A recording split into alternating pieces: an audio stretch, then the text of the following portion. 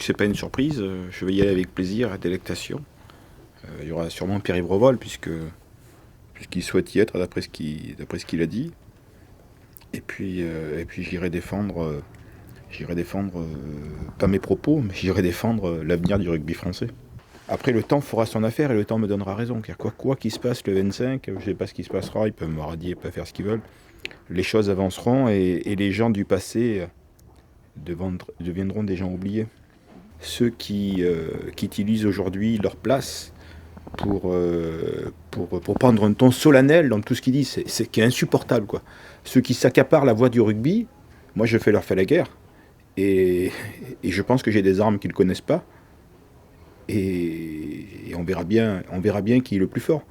Mais qui se disent bien que tous les nantis, il va falloir qu'ils se retournent sur leur passé, sur ce qu'ils ont fait, parce que moi je le sais. Et que quand on ira à la guerre totale, eh ben, si on vend de la morale et si on vend l'intérêt supérieur du rugby, il faut bien fouiller dans son passé, parce que moi j'y fouille.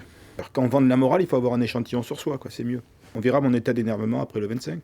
S'il faut, oui, bien sûr, je la ferai. Moi, je suis dans le monde du rugby depuis 6 ans et j'ai cette particularité, je dois avoir un côté... des fois, je me dis, je dois avoir un côté curé, parce que les gens viennent se confesser à moi. Je ne sais pas pourquoi, ils me disent plein de choses.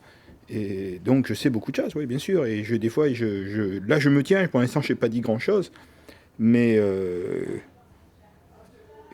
il y a des gens qui sont très hauts. Je vais vous en dire deux. Je veux dire. Moi, il y a un arbitre qui avait terminé un match en Pro D2, je jouais à l'époque. Et j'étais allé le voir parce que j'avais tenu des propos sur l'arbitrage aussi un peu chaud. J'étais allé le voir en disant, vous savez, j'ai rien contre les arbitres. Et l'arbitre m'a dit, écoutez, monsieur Boudjelal, moi aujourd'hui, j'arbitre mon dernier match. Et je peux vous dire que ce que vous ne vous trompez pas. Ce que vous dites, c'est vrai. Bien sûr qu'on reçoit des coups de fil pour nous orienter. Bien sûr qu'on reçoit des coups de téléphone en nous demandant de bien arbitrer telle équipe ou pas. Bien sûr qu'on nous informe qu'on veut voir telle équipe gagner, telle équipe perdre. Ça, c'est la première chose. La seconde, ma première année de Pro D2, j'avais été un peu virulent. Bon, il n'y a pas d'année où je n'ai pas été virulent. Et à l'intersaison, on est venu me voir des hautes instances du rugby national et devant témoins. Et on m'a dit de façon claire, si tu fermes ta gueule, tu monteras en top 14. Si tu l'ouvres, on va t'envoyer des méchants qui feront en sorte que tu montes pas. C'est à toi de choisir maintenant. C'est ça le rugby français aussi. C'est aussi ça le rugby français, les valeurs du rugby. Voilà, ces deux éléments, ça je les ai vécus. Je l'ai vécu complètement. Voilà, et j'ai essayé de fermer ma gueule et je suis monté en top 14. Non, je ne donnerai pas de nom, mais c'est du très haut niveau dans les instances du rugby français qui m'ont demandé de fermer ma gueule. Il y avait des témoins.